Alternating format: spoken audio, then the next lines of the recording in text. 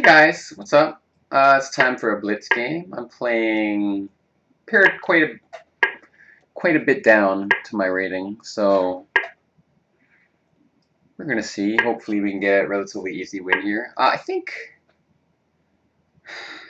Bishop F7 is interesting, but probably doesn't work. It's too bad. All right, I give up. He's playing very strangely. This is not gonna work out well. H6 is just not acceptable move. Oh, let's do this. It's threat of e5. Well, he's so fast. All right, keep the tension. Let's not take it yet. Take, knight takes. Oh, it's. I'm looking at some crazy moves. Oh, what about pawn takes, knight to d4? Is that doing anything? I'm not sure that it does. What about knight d5? Pawn takes, knight d5, pawn takes, queen takes, attacks f7, attacks a7. If bishop e7, you know what? I like to have fun. Lately, man, I can't help myself.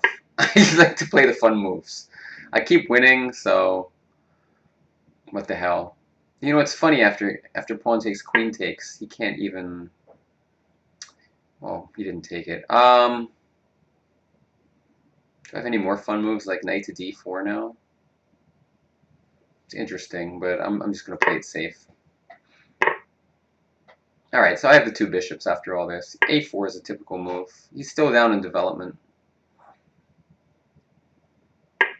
Alright, I'll take it. It was maybe a little risky, or a little careless, but this looks good now. Like, he's too far, he has too many pieces to move before he's developed, so it causes him some serious trouble. If he moves the knight now, I take his e5 pawn, so it's really not looking good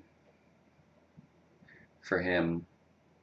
I just gotta make sure he doesn't get his pieces developed, and he's in big trouble. If bishop c6, I think queen c7 is pretty annoying.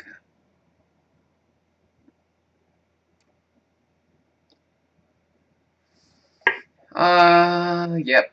This seems very unpleasant. If queen d8, queen takes c6, and his position is just. Oh no, sorry. If queen d8, bishop takes f7. Is that actually the best move? I mean, it looks really good, but I mean, it's really good. I'm up 2 pawns in an endgame. But honestly, I think queen c6.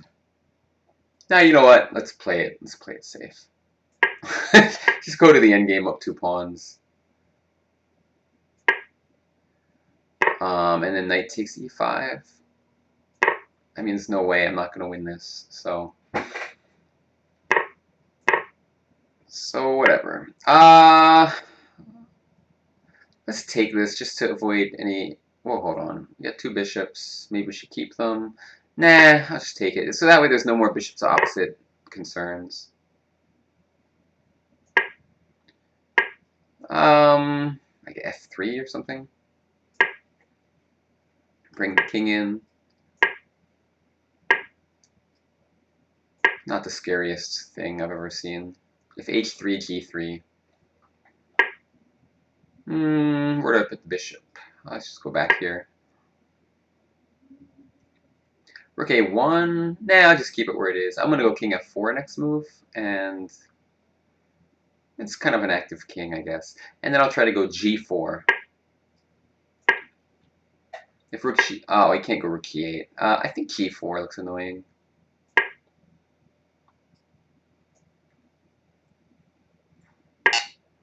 Alright, let's stick the bishop here. Rook d5 is also good, but then he has c4, so this move looks safer. I mean, I'm way up in time and up 2 pawns, so he's in huge trouble here. Rook a1 looks pretty solid. My bishop locked the d file. Now I'll control the other open file. And yeah, I mean, the game's still going, but it's basically over. Rook a8 looks pretty nice. Just infiltrating. And now, how do I proceed? Let's start with this move. just to put my pawns on the color that isn't my bishop. Alright, gotta come up with a plan here. What about walking my king to h3? That's what I'll do. He's trying to take his h-pawn. Very slow plan, but in the meantime, black can't do anything. He wants to go b4, but then I just go rook a5 check.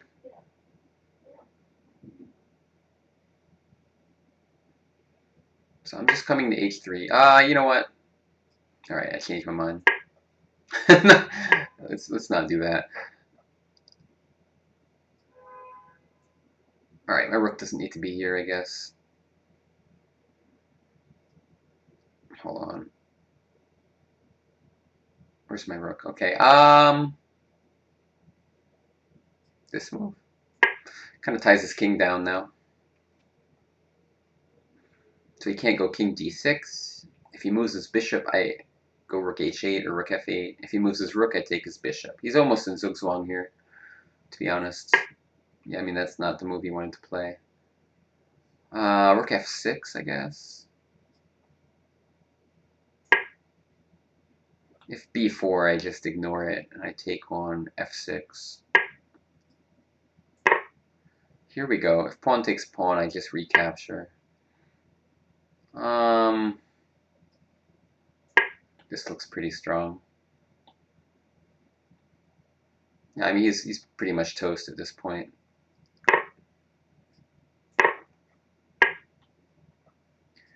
Alright, I'll keep pushing my pawn.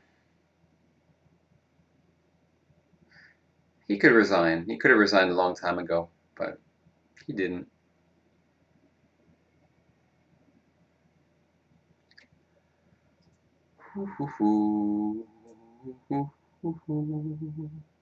All I can do now is sing. I got nothing else to do. That looks strong. This game's so over. I just gotta look out for stalemate, but he has an H-pawn, so.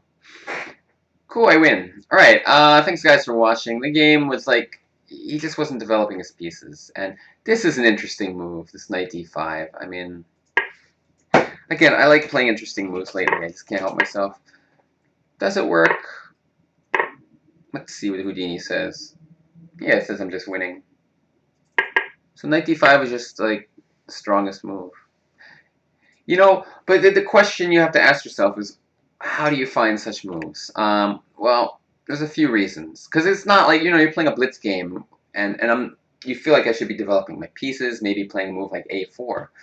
What makes the light bulb go off where you're like, wait a second, knight d5? Because it's not a normal move, and this is a blitz game. There's a few reasons. So number one, in the opening, I should turn my sound down a little bit, huh? In the opening, so there's like certain trick variations, like, let's say this position, for example. This move is a forced win. And after knight g5, his queen gets trapped on king e8 or king f8, and if king here, this is checkmate. So, it's just knowing a pattern like that, and all of a sudden we get this position, and I'm immediately thinking of tricks. Like, let's say he goes here. This move wins if I'm not... Oh, no, that doesn't win. I'm sorry. It doesn't win, but I mean, I'm just looking at this idea already, okay? Because, there's an undefended f7 square. Now I'm realizing he's not developing his pieces. He's kind of just... when you don't develop your pieces and you leave your king in the middle of the board, a lot of possibilities arise for your opponent.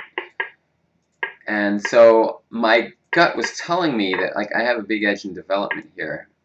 And his king's still in the middle, and he has to move his knight before he can even castle. So what that tells me is I want to do something right away before he has a chance to castle. And it's just how, your brain works as an experienced chess player. So, like, all the moves I'm looking at are forceful moves right away. Every forceful move I can think of is the first one I look at in such a position. So I don't even look at... Rook e1's like my backup move, or a4. a4 is probably what I would do if I didn't go knight d5 like I did.